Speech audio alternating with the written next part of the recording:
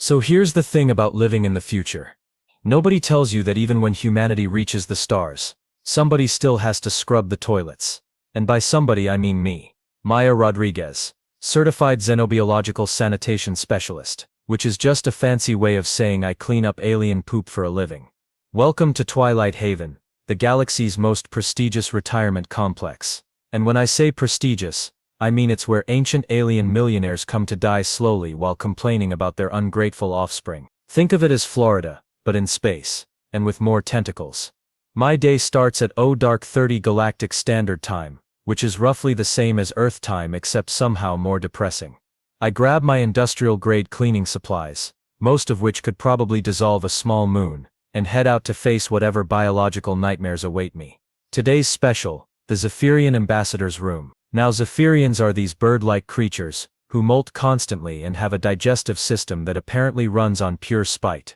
Ambassador Kretak has been here for 3 standard years, and I swear his room smells like someone mixed rotten eggs with disappointed dreams. Good morning, Ambassador, I say, trying not to breathe through my nose. He's perched on his solid gold sleeping platform, preening his remaining feathers and squawking about the temperature being 2 degrees off optimal. Ah, the human servant, he warbles in that condescending tone all these retirees perfect. Perhaps today you will actually clean the corners properly. Right, because clearly the meaning of my existence is to achieve corner cleaning perfection for a glorified space chicken who hasn't seen his own family in decades.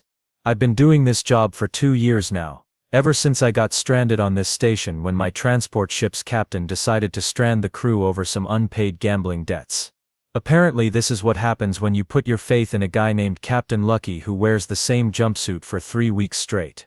The irony isn't lost on me. Humanity fought its way into the galactic community, proved we weren't just some backwater species, earned our place among the stars, and here I am, representative of Earth's finest, armed with a mop and the desperate hope that someday I'll save enough credits to book passage home. But the real kicker, the pay is terrible, the hours are worse, and my co-workers are mostly cleaning droids who judge me for having emotions. Still, it beats unemployment on Earth, where the job market is apparently competitive, which is corporate speak for may the odds be ever in your favor. So yeah, living the dream here in the cosmic old folks' home. Just me, my trusty cleaning supplies, and the nagging suspicion that this wasn't exactly what they meant when they said the future would be bright. After finishing Ambassador Kretak's room, which took 3 times longer than it should have, because he kept critiquing my technique, I'm wheeling my cart down corridor 7 when I hear it. This pathetic little whimpering sound coming from room 742. Now normally I mind my own business. Rule number 1 of surviving in space custodial work is don't get involved in resident drama, but something about this particular sound hits different. It's not the usual I demand to speak to your manager whining I'm used to. This sounds genuinely distressed. I peek through the door, which is slightly ajar, and see her. An elderly dragoness, probably about 8 feet tall, even hunched over, with scales that have faded from what must have once been brilliant crimson to a dull burgundy. She's struggling to reach something on a high shelf, her arthritic claws shaking with the effort. Excuse me, I say, knocking gently. Do you need help? She turns, and I get my first good look at her face. Ancient doesn't begin to cover it. This lady has seen some stuff. Her golden eyes are clouded with age, and there's this deep sadness in them that makes my chest tight. Oh, she says, her voice barely above a whisper. I did not wish to bother anyone. I was simply trying to reach my medication. The bottle is sitting on a shelf that was clearly designed by someone who never met an elderly dragon with joint problems. Without thinking, I step in and grab it for her. Here you go, ma'am. I hand her the bottle, and she stares at it like I just performed a miracle. Thank you, young one. You are most kind. She looks at me with surprise, like basic human decency is some rare phenomenon. I am Nick Sarah, Maya, I reply, and it's no big deal. That shelf placement is just cruel. She laughs, this dry rasping sound that turns into a coughing fit. When she recovers, she's looking at me with curiosity. You are human, yes. I have heard of your species but never spoken with one directly. Great. Another alien who thinks humans are some exotic curiosity. But there's something different about the way she says it. Not condescending, just genuinely interested. Guilty as charged, I say. And you're clearly dragon folk, though I'm not sure which system you're from. I am from far away, she says evasively. Very far. As I'm talking to her, I notice other residents walking by, and the looks they're giving Nixara aren't friendly. There's this crystalline entity called Prism who actually sniffs dismissively as they pass. A group of tentacled elders from the Andromeda sector whisper among themselves and point. Seems like you're not winning any popularity contests around here, I observe. Nixara's expression grows even sadder. My family has not visited in quite some time. The other residents, they believe I have been forgotten, abandoned. Perhaps they are correct. And there it is. The thing that gets me every single time, no matter how much I tell myself to stay professional. A lonely old lady who's been dumped here and forgotten by people who should care about her. Well, I hear myself saying before my brain can stop me. Their loss is their loss. You seem perfectly nice to me. Her eyes actually tear up at this. Actual tears. Over basic human politeness. Oh no, I'm in trouble now. So naturally, because I have the survival instincts of a particularly optimistic lemming, I start visiting Nixara during my breaks. It begins innocently enough. I bring her medication down from that ridiculous shelf, help her organize her room a bit, basic stuff that takes me 5 minutes but seems to mean the world to her. Then it escalates. Because of course it does. Maya, she says one day as I'm adjusting her window blinds, would you perhaps join me for lunch? The dining hall can be quite lonely. And that's how I end up sharing meals with an ancient dragon lady, listening to her stories while picking at whatever the kitchen droids are calling food this week. Today's special appears to be some kind of protein cube that tastes like regret with a side of existential dread. This food is terrible, I say, poking at the gelatinous mass on my plate. Oh yes, Nixara agrees, delicately nibbling her own portion. In my younger days I was accustomed to much finer cuisine. Royal banquets with hundreds of courses, exotic delicacies from across the galaxy. Royal banquets. I laugh. What, were you like a duchess or something? She pauses, looking almost guilty. Something like that. Though it seems very far away now. Right. Probably some minor noble who lost her fortune, and ended up here. Happens more than you'd think. Rich aliens live for centuries, plenty of time for their investments to go south. Well, your fancy banquet days prepared you well for this culinary adventure, I say, gesturing at my plate. I swear this stuff could be used as industrial sealant. She actually giggles at this. A giant ancient dragon, giggling like a schoolgirl. It's both adorable and slightly terrifying. Our conversations become a daily thing. She tells me about her modest childhood home, which apparently had only 300 rooms and a small army of servants. I tell her about growing up in a cramped apartment in Detroit with 2 brothers and a mother who worked 3 jobs. Your mother sounds like a remarkable woman, Nixara says one day, raising 3 children alone while working so hard.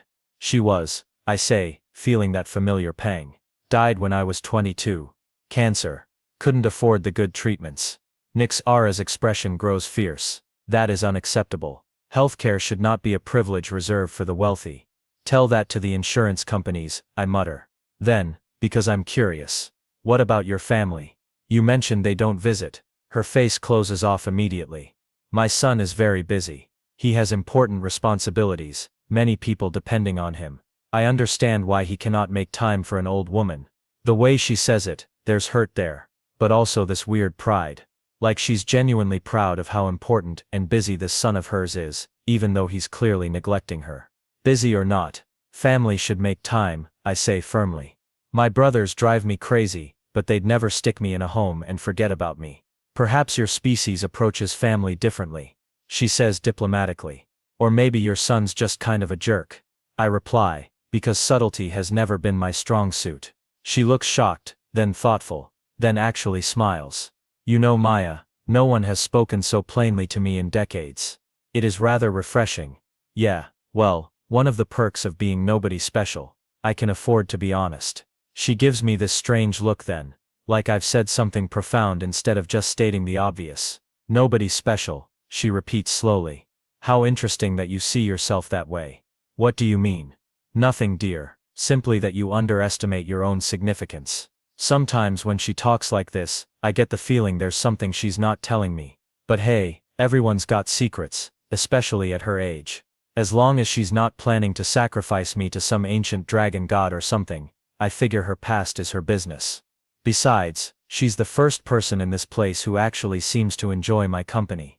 Even if she does occasionally make cryptic comments about the burden of leadership and the loneliness of command.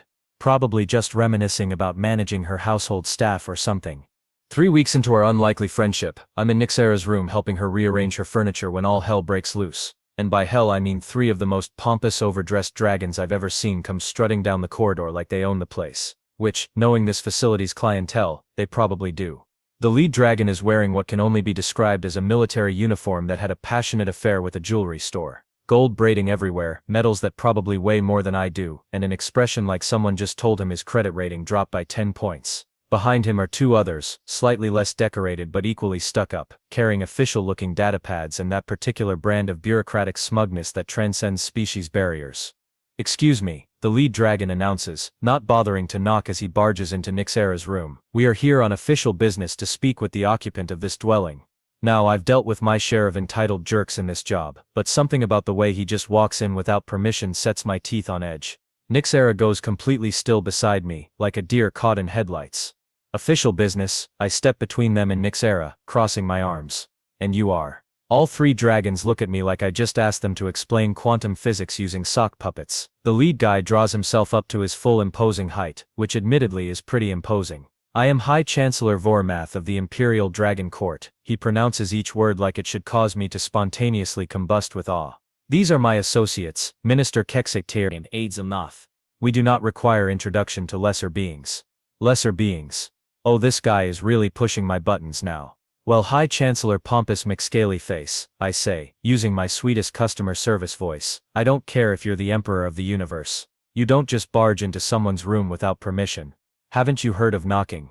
The silence that follows is so complete I can hear the station's air recycling system humming. All 3 dragons are staring at me like I just announced my intention to juggle neutron stars for fun. Did this human just Minister Kexektir whispers? Did it just insult the High Chancellor? "I think it did," Aid Zilnoth whispers back. "Should we call security?" "Nobody's calling anybody." I snap. "This is a retirement home, not some military base. You want to talk to Nixera, you can ask nicely like civilized beings, or you can make an appointment through the proper channels." High Chancellor Vormath's face is cycling through about 17 different shades of purple. "You dare speak to us with such insolence? Do you have any idea who we represent? A bunch of overdressed lizards with boundary issues," I suggest helpfully. That's when Nixera finally speaks up, her voice barely above a whisper but somehow carrying enough authority to cut through the tension like a plasma blade. "Vormath," she says simply. "Enough." The change in the High Chancellor is immediate and frankly a little terrifying. He goes from pompous bureaucrat to something that looks suspiciously like a soldier snapping to attention. "Your Imperial Majesty," he says, bowing so low I'm surprised his medals don't scrape the floor. "Forgive the intrusion. We have urgent matters to discuss regarding the succession protocols." "Wait, hold up. Imperial Majesty." I look at Nixera, who suddenly seems a lot less frail and a lot more, well, imperial. She's sitting straighter, her voice stronger, and there's this aura of command around her that definitely wasn't there when she was complaining about the food. "Vormath," she says again, and her tone could freeze helium. "You will apologize to my friend Maya for your rudeness, or you will leave immediately." "Your Imperial Majesty, surely you cannot expect us to apologize to a mere human servant." "Now Vormath." The High Chancellor looks like he's swallowed something particularly unpleasant, but he turns to me with the expression of someone being forced to apologize to a houseplant. "I apologize for any inconvenience," he says through gritted teeth. "Maya has been showing me kindness when my own family could not be bothered." Nixera continues, and now her voice carries the kind of steel that makes me think she's had practice ordering people around. "She will be treated with respect, or you will answer to me personally." The 3 dragons exchange glances that suggest they'd rather face a supernova than answer to Nixera personally. And me? I'm standing here trying to process the fact that my lonely old dragon friend, who I've been helping with her medication and listening to complain about the cafeteria food, apparently outranks these guys by several cosmic pay grades. I say intelligently. "Nixera.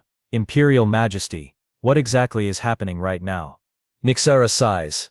A sound like ancient wind through even more ancient caves. And suddenly I'm seeing her completely differently. The way she holds herself, the unconscious authority in her posture, the fact that 3 high-ranking officials just bowed to her like she's some kind of oh no, no. "Maya dear," she says gently. "Perhaps we should sit down." "I'm good standing, thanks," I manage, my voice coming out about 3 octaves higher than usual. "Could you maybe explain why Fancy Pants over there just called you Imperial Majesty? Because I'm pretty sure that's not a title they hand out at the local grocery store." High Chancellor Vormath clears his throat importantly. Perhaps it would be appropriate for me to explain. You will be silent. Nixara snaps, and Vormath's mouth closes so fast I hear his teeth click. She turns back to me with an expression that's part apology, part ancient sadness, and part something that might be amusement. Maya, I am Nixara Flameheart, Dowager Empress of the Draconic Imperial Throne, mother of Emperor Zarkith, the Magnificent, and keeper of the eternal flame of the Dragon Realm. The room spins slightly. I grab onto a chair to steady myself. You're the what now? The Emperor's mother, she says simply. The former Empress, now retired. The Emperor, I repeat slowly, as in the guy who rules half the known galaxy. That Emperor. 3/4, actually. Minister Kekstar interjects helpfully. The Outer Rim territories were incorporated last year. I stare at him, not helping. This is not happening. This cannot be happening. I've been having lunch with space royalty for 3 weeks. I've been complaining about my job to the mother of the most powerful being in the galaxy. I called her son a jerk, to her face, multiple times. Oh God, I whisper. I'm going to be executed, aren't I? Fed to space piranhas or something equally horrible. Space piranhas aren't real, dear. Nixara says gently. Don't patronize the soon-to-be dead woman. I snap, then immediately clap my hands over my mouth. Sorry, Your Imperial Majesty. I didn't mean to. Oh God, I'm making it worse. Maya, breathe. Nixara commands, and something in her voice makes me automatically obey. You are not going to be executed. You are not in trouble. You have done nothing wrong. Nothing wrong. I laugh hysterically. I've been treating galactic royalty like my lonely grandmother. I've been bringing you contraband snacks from the kitchen. I helped you cheat at Space Bingo last Tuesday. You helped me what? High Chancellor Vormath demands. Shut up Vormath. Nixara and I say simultaneously. Under different circumstances, that might have been funny. Maya.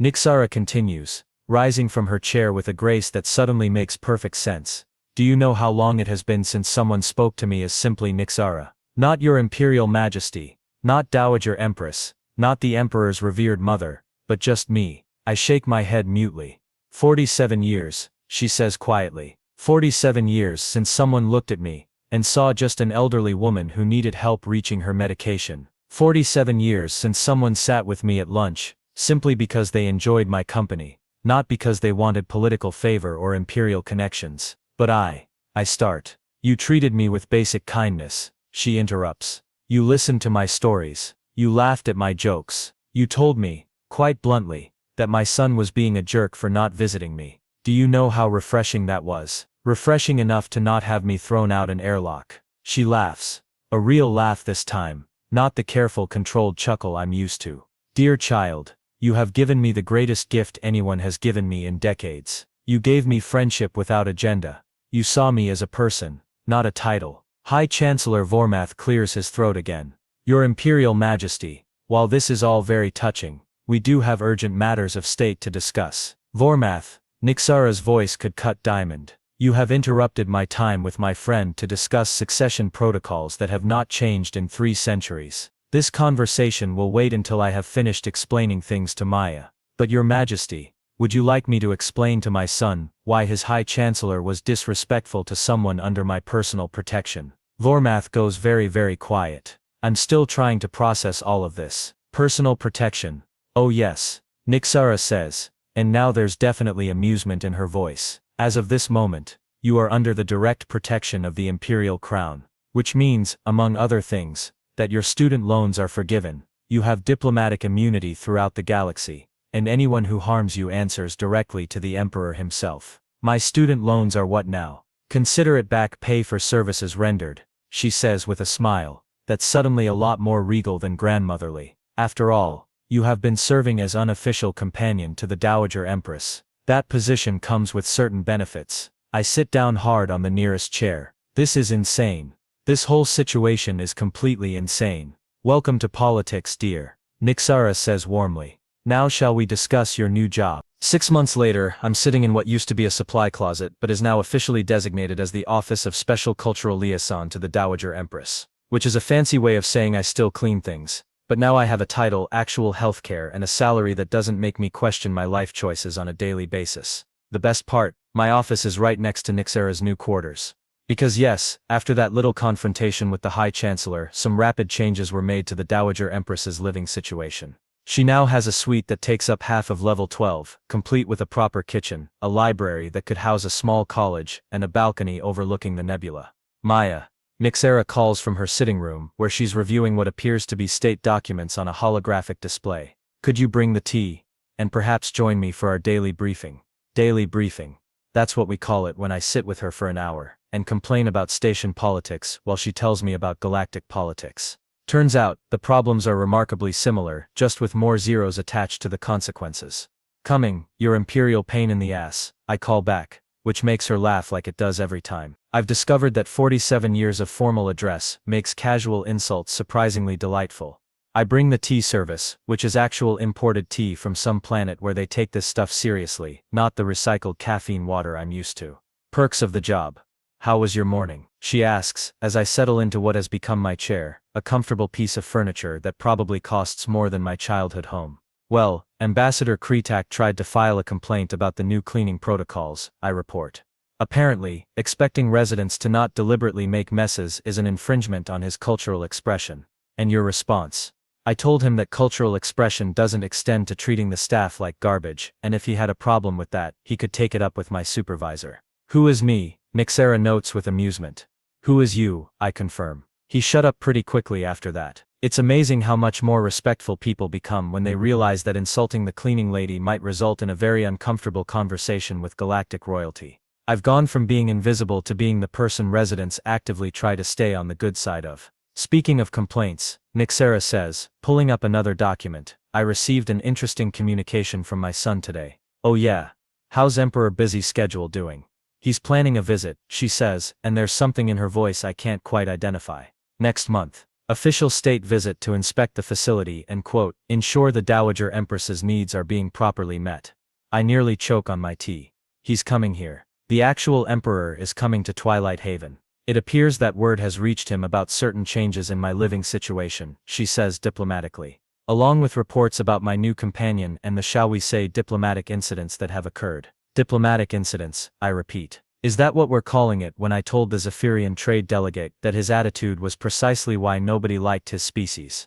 Among other things, she says, with a smile that's definitely more imperial than grandmotherly. I believe my son is curious about the human who has been, in his words, causing unprecedented disruptions to established protocols. Great. The most powerful being in the galaxy wants to meet me because I've been disrupting things. This can only end well. Am I in trouble? I ask. On the contrary, Nixera says, setting down her teacup with a clink that somehow sounds satisfied. I believe you may have accidentally revolutionized how the imperial family approaches elder care. Several other facilities have requested to implement similar cultural liaisons programs after hearing about our success here. Success, Maya. When was the last time you heard me complain about being lonely? I think about it. Not since the day we met those pompous officials. Precisely. And when was the last time you heard about resident complaints regarding staff treatment? About 3 months ago, when word got around that messing with the staff might result in a personal conversation with you. Exactly. She leans back in her chair, looking remarkably pleased with herself. It seems that treating people with basic dignity regardless of species or social status creates a more pleasant environment for everyone. Revolutionary concept, apparently. I laugh, shaking my head. Leave it to humans to accidentally solve problems by just being decent to each other. Indeed, she agrees. Though I suspect my son will want to understand how a human cleaning lady managed to accomplish what decades of policy changes could not. What do I tell him? The truth, she says simply. That you saw an elderly woman who needed help, and you helped her. That you treated her with kindness because it was the right thing to do, not because you expected anything in return. That sometimes the most profound changes come from the simplest actions. I look around at my ridiculous office, at the fancy tea service, at my friend who happens to be one of the most powerful people in the galaxy, and I can't help but smile. You know what the really crazy part is, I say. What's that, dear? I think I actually like this job. Nixera laughs, that wonderful sound that's become as familiar as my own heartbeat. Well then, Maya Rodriguez. Special cultural liaison to the Dowager Empress, what do you say we go scandalize some more bureaucrats? Lead the way, your Imperial Majesty. I say, raising my teacup in a mock toast. Lead the way. And that's how I learned that sometimes, helping little old ladies really is a universal constant. Even when the little old lady in question happens to rule 3/4 of the known galaxy. Who knew that basic human decency would turn out to be my greatest career asset? Certainly not me. But then again, nothing about my life in space has gone according to plan. Why start now?